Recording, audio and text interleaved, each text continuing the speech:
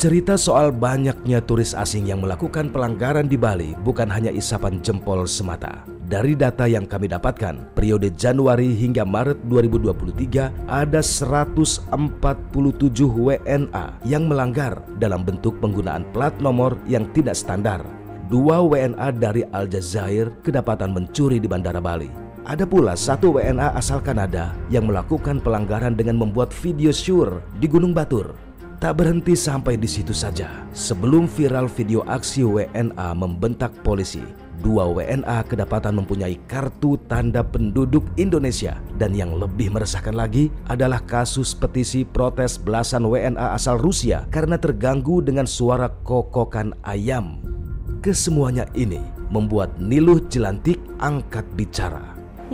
Tapi sebagai masyarakat Bali sendiri, keberadaan turis tentu bukan hal baru. Perilaku-perilaku itu juga sudah akrab begitu ya, disaksikan langsung oleh masyarakat Bali begitu. Sebenarnya masyarakat ini terganggu tidak sih, atau seberapa resah kalau misalnya mau Niluh lihat gitu masyarakat?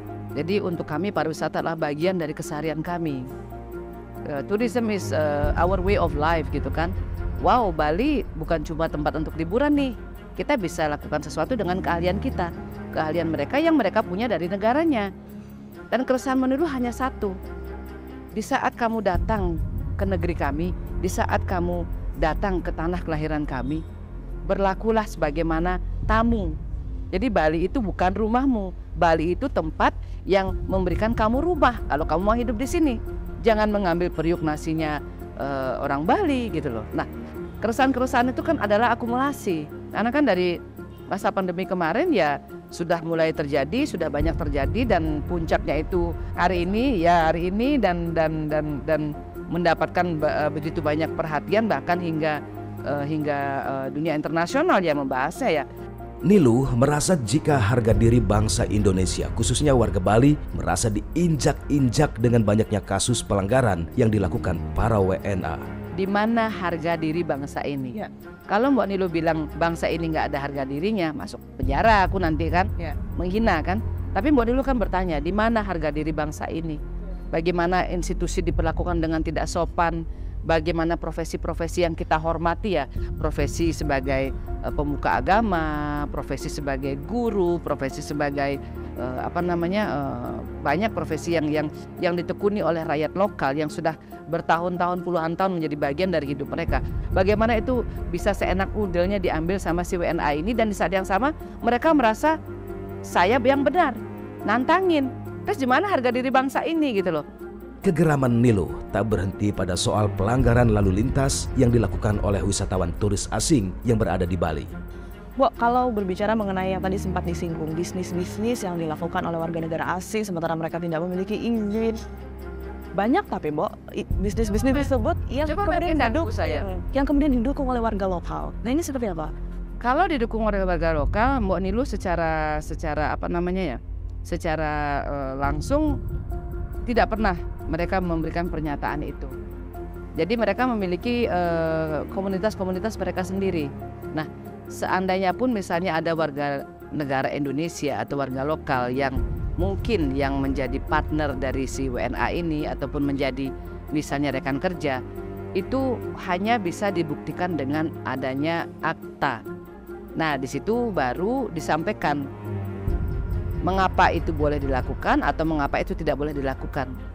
Tapi kalau kita bisa mencegah jauh-jauh hari, kalau seandainya sosialisasi dan penindakan ini dilakukan mungkin beberapa puluh tahun yang lalu, mungkin kita nggak akan berdiri di sini.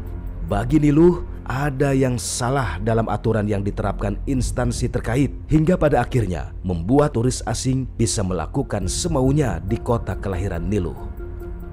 Tapi bukannya mereka sudah terbentuk untuk kemudian memberikan sosialisasi? Informasi yang saya terima seperti itu. Sosialisasinya mana? Seperti dari imigrasi, kemudian juga kepolisian. Mbak Niluh terbang hampir tiap minggu sayang. I don't see any of them. Sosialisasi pada turis juga sebenarnya Mbak Niluh tidak melihat itu. Wacana pasang baliho kan baru minggu lalu. Ya kan? Terus nomor-nomor online yang disediakan oleh institusi kan baru mungkin tanggal 9-an. Tanggal 9, tanggal 10 Maret. Kita kan mengerjakannya, kita berada di ruang lingkup WNA yang double ini kan sudah bertahun-tahun gitu loh. Tidak ada yang lebih baik yang bisa kamu tanyakan selain masyarakat itu sendiri. Wonilu tidak melihat adanya upaya sosialisasi sama sekali atau sangat minim? Belum. Jadi sosialisasi yang paling penting adalah melibatkan masyarakat aktif. Tidak digaji, gratis, ya kan? Mereka banyak juga tokoh publik yang kalau kita provokasi ke nasionalisme, nasionalisnya mereka, itu mereka pasti akan terprovokasi. Jadi kita bukan membela diri ya, kita menyampaikan kenyataan.